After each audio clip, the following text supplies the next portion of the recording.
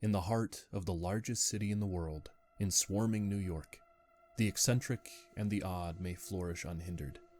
He was always dressed in a long black cloak that came to his ankles, and he wore a wide-brimmed black hat down far over his face.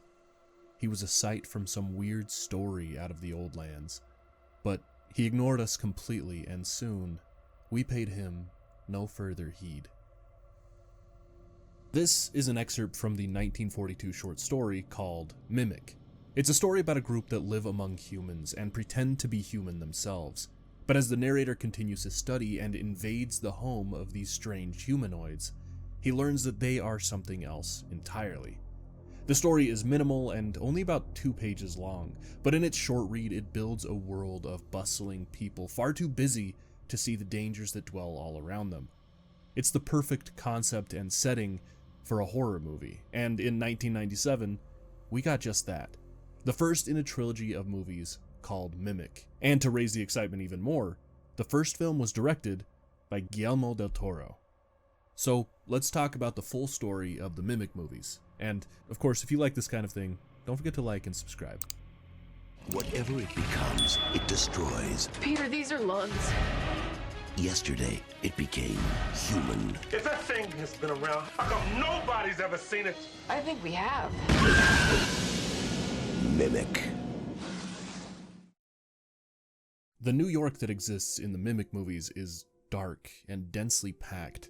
An ever-present rain soaks through the skin of all the people below, yet seems to have no impact on cleaning the garbage-covered streets or the dingy buildings. It's these conditions that have allowed a new virus to ravage through the population, one that has very little effect on adults, but causes severe and often deadly symptoms in children. The virus is called Strickler's disease, and it's spreading like a wildfire, putting an entire generation at risk of death. No medication or vaccines have had an effect on the virus, so scientists decide that the best course of action is to try and stop the spread at the source. But this virus isn't water or airborne. It's spread through cockroaches. Every cockroach in the city, maybe even in the world, is now a carrier of Strickler's disease, which forces the scientists to make the single choice of total eradication. To do this, a genetic engineer named Susan Tyler creates a new species of cockroach known as the Judas breed. The Judases are designed to infiltrate roach nests before activating a gene that causes them to die and excrete a foam that allures other cockroaches and causes them all to self-destruct. The eradication goes well, and for 3 years there's no sight of cockroaches, and the spread of Strickler's disease rapidly begins to decline. The short story has nothing to do with a virus, and while the first 15 minutes of the movie are centralized around setting up the threat of Strickler's, it doesn't actually have much effect on the rest of the first movie. What the film focuses on is the idea of the cloaked stranger, and as we fade into the present, 3 years after releasing the Judas breeds, we see a cloaked person stepping from the shadows and using dark alleys as its preferred method of travel. The small glimpses of this stranger that we get show a dark cloak and possible hints of a mask. And while we don't fully understand what this is until later, it's clear in the design that it's different from the rest of the people that we've seen in the city, yet similar enough that no one seems to notice, except for one boy named Chewie. Mimic has 2.5 storylines that end up converging around its midpoint. The first one is of an autistic boy named Chewie, who uses spoons to copy the sound that he hears the strangers making. He lives with his dad, Manny, in the poorest part of the city, where they begin to see these strangers more and more often. And we've got another story branch from Susan Tyler and her husband, Peter Mann, who both invented and genetically engineered the Judas breed cockroaches, and now they start to see a possible resurgence in the cockroach population. The other half of a storyline is between Susan's husband, Peter, and his CDC partner, Josh Brolin. Peter kind of bounces back between Susan and Josh for the first half of the film, but it's mostly for a side quest storyline. For the first film, I'm going to focus on Susan's story mostly, so I'll quickly sum up Chewie and Manny's first half. Chewie sees the strangers kill a guy, and they make an odd clicking sound that he begins to copy, and suddenly they begin showing up more and more often. One night they get really close to his house and he ends up walking outside and following one of them into an abandoned building, and when Manny wakes up the next day, he can't find his son anywhere. Manny tries calling for the police but ends up taking things into his own hands and tracks Chewie through the abandoned building and into an old service tunnel, and that's really it for the first half. We'll catch up with them when the rest of the characters all converge. So, Susan gets a visit from some neighborhood kids because they have an agreement to bring her any cool bugs that they find in exchange for a small bounty, and today they brought an extra special bug. Susan pays the kids before checking out the captured bug, and she's horrified to find what looks like an infant Judas breed cockroach. The Judas breed was designed to only live for 6 months, and to be completely infertile, so finding a recently birthed Judas means that somehow the roaches survived their genetic coding, and they don't really have an explanation, so what we're given is pretty much the same wise words that we heard Jeff Goldblum explain in Jurassic Park. Life, finds a way. Susan ends up getting the kids to show her and Peter where they found the bug in hopes that they can track down the hive that it must have come from and kill whatever breeder may have survived. And from this point on, Susan begins to see the strangers. For some reason, they've begun to stalk her, and instead of only appearing in crowds, the strangers start to become more obvious as they seem to inch closer and closer to her every time that she spots a glimpse of them. This movie is a mystery mixed with the intense stalking terror of a slasher film, and just like any good slasher film, no one is safe. While Susan and Peter are preoccupied, the kids sneak off to search for the nest themselves, hoping to get a bigger bounty if they're the ones who can track it down. Unfortunately for them, they do find the nest, only for a stranger to corner them and suddenly, brutally kill them both. And I mean brutally. Obviously I can't show much of their death scene, but know that it goes on for a long time, and it's very bloody. The mystery of this film isn't too hard to predict, but each clue is interesting, and Susan is a smart enough protagonist to put these pieces together relatively quickly, especially with her final clue, as she sees the corpse of one of the strangers and gets a good look at it for the very first time. Here's another excerpt from that short story. What we thought was a coat was a huge black wing sheath, like a beetle has. He had a thorax like an insect, only the wing sheath covered it, and you couldn't notice it once he wore the cloak. The body bulged out below, tapering off into 2 long, thin hind legs. This is the moment when the narrator sees the stranger for what it truly is for the first time, and while his mind searches for a rational explanation to this sudden shift in his worldview, he finds no answers. There are creatures living as humans, a race of insects that have infested our population, and while he doesn't know their intention, he can tell that he is their prey, and all he can feel is afraid.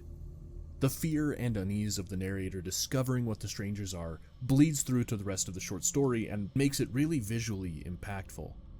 That fear and unease that the narrator shows is encapsulated really well in the film, as Susan sees the corpse now has the face of a cockroach, but its arms fold to cover its face with a human-like mask. The bugs have begun to mimic us humans, becoming uncanny predators that stalk among us all and yet go unseen by all but those who are looking for them. This is about the time when the storylines combine. While tracking down the nest, Peter and this security guard guy fall into an abandoned subway station. Josh goes for help, but he ends up getting killed by a mimic before he can find any other people. Susan is also grabbed by a mimic, but she's not killed. She's knocked out only to wake up somewhere underground, and she runs from the chamber that she wakes in until she escapes the chasing mimics. As everyone is searching for a way out of the underground, they end up finding each other, so now that everyone's together, there's 2 objectives that remain. Kill the breeder of the Judas breed cockroaches to stop them from mating and overtaking the earth, and get out of the underground.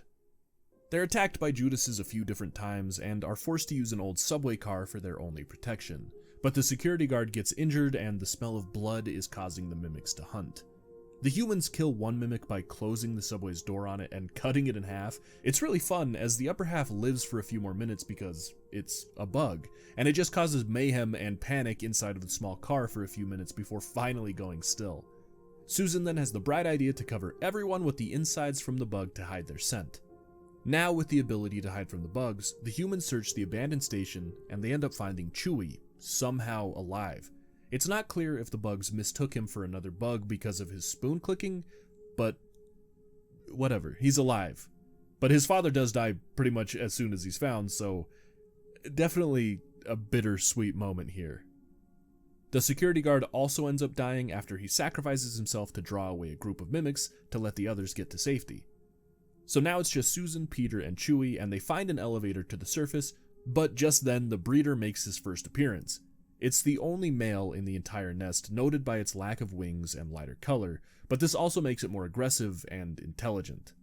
Peter closes the elevator on Susan and Chewie, and he runs to distract the breeder, but it doesn't work at all. He's hunted by another group of mimics, and the breeder chases Susan and Chewie up the elevator shaft until Susan breaks the wire and causes the elevator to fall onto the breeder.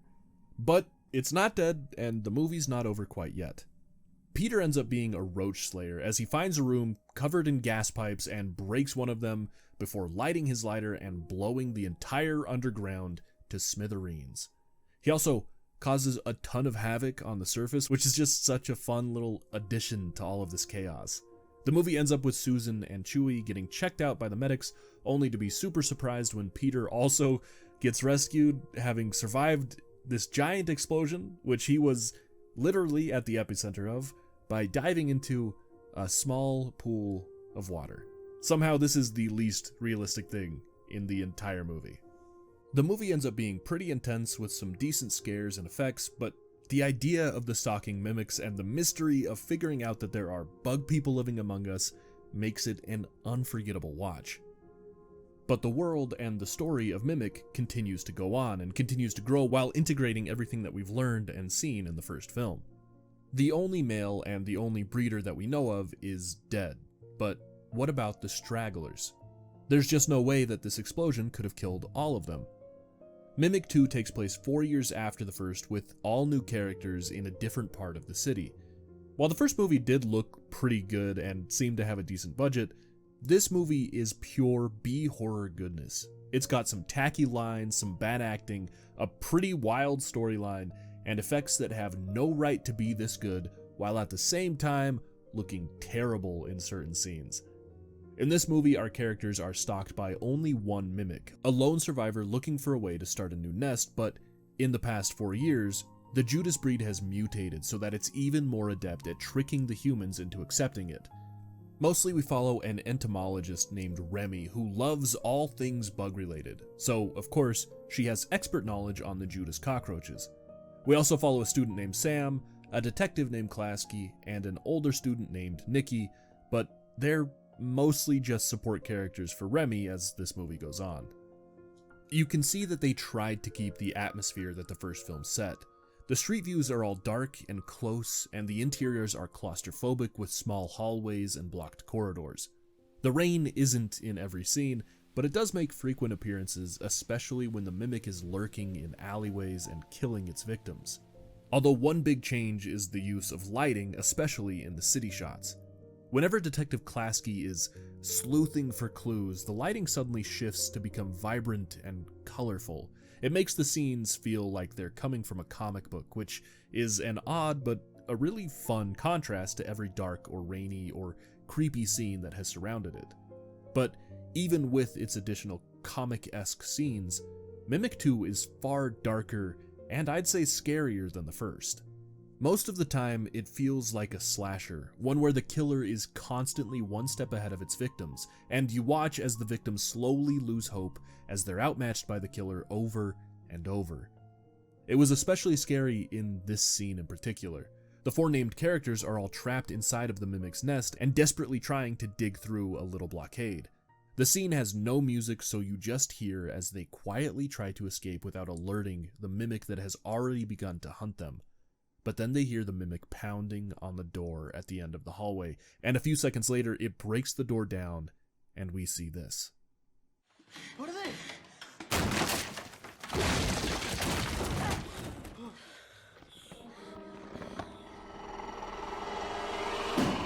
Go! Come on, Sal! Now, that is some good terror. Throughout the movie, we watch the Judas breed learn from its mistakes and physically evolve each time it molts. It becomes clear that it's beginning to master the mimicking process, as now whenever it kills a person, it uses a copy of their face on its shell mask as a better way to blend in. It's also developed an infatuation with Remy. The movie says that it's attracted to her pheromones, and it has no further explanation. The mimic has been killing off every man who has had contact with her for the past few days. This ends up being why the detective is associated with Remy. He's investigating her as a possible serial killer for all of the men that have recently died around her. But it turns out nope, it was just a giant killer bug.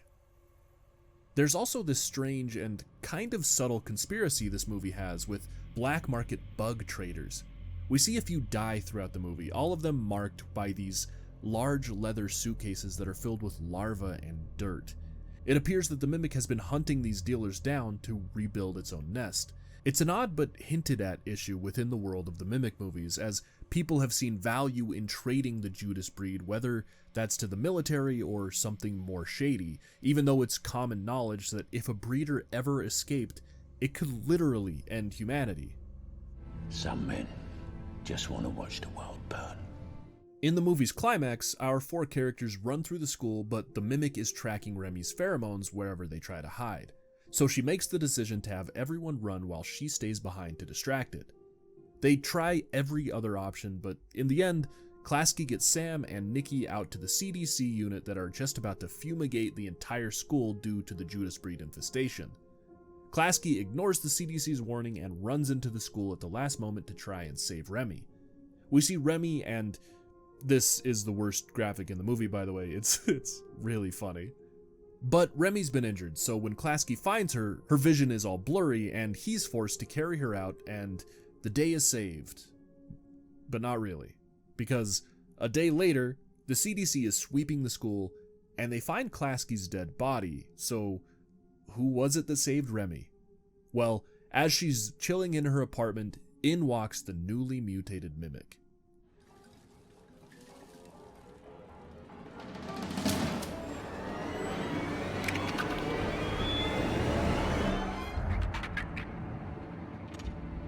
This thing is creepy.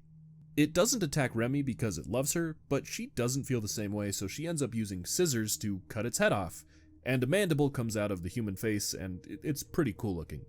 But the movie ends on this kind of funny, but also realistically terrifying scene, where the cockroach mimic is still alive because cockroaches can live for days without their heads. So Remy and Sam just hold each other and say that they'll have to wait for the mimic to starve to death so that they can get to the door. And then the credits roll. I'd say Mimic 2 is a really competent B-horror movie. It makes for a decent sequel, taking the concept and atmosphere from the first film and adding to it or changing it in ways that have meaning to the overall world. It's what you'd expect and hope from a sequel, taking the stalker slasher bug monster and creating a film that is similar but different enough to not be a copy. And I'd say that it's in this aspect where the third film really shines. Mimic 3 takes place about 10 years after the second film, and we've still got a story about a mysterious killer who is mistaken for a human until people realize that it's actually a giant bug around the halfway point. But the thing that sets this movie apart from the others is the way that it tells its story. We follow a boy named Marvin, who we learn was infected with Strickler's disease when he was a kid, and he barely survived. Now, a decade later, he's sickly and confines himself to his room, where he stares out of his window and snaps pictures of the apartment building across from his own. This is where we spend most of our time, stuck in a room, only able to watch as a killer begins picking off the neighbors one by one. It's a really intense and frustrating way to experience a slasher film, especially since we're told early on that Marvin may not be the most reliable narrator. A common occurrence with survivors of Strickler's disease is a form of survivor's guilt PTSD. This is something that the movie clearly shows Marvin displaying, as he's twitchy and awkward when speaking face to face with other people, and he sees the outside as terrifying. This has also made him incredibly paranoid, and we learn that he's had a few different encounters when he's tried to call the police about events that never actually happened. So he stays in his room and takes his photos, giving fake names and stories to every person that he sees, which turned out to be a really effective way to introduce a lot of characters, while also allowing the audience to pick up the subtle changes in each snapped photo and see the small stories of each of the families take place alongside Marvin's.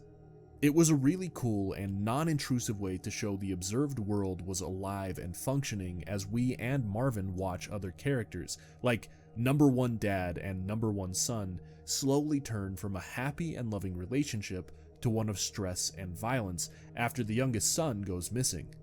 It was also a great way to build the mystery linked to the strange trenchcoat-wearing garbage man, who ends up being the movie's human antagonist as he shows up in suspicious situations. The movie ends up being easy to follow and interesting to look at, especially in moments that it shows Marvin observing his neighbors, using scenes that collage together as photographs that tell far more with each frame as the movie goes on. As for the story itself, it is what you'd expect from a Mimic movie by now.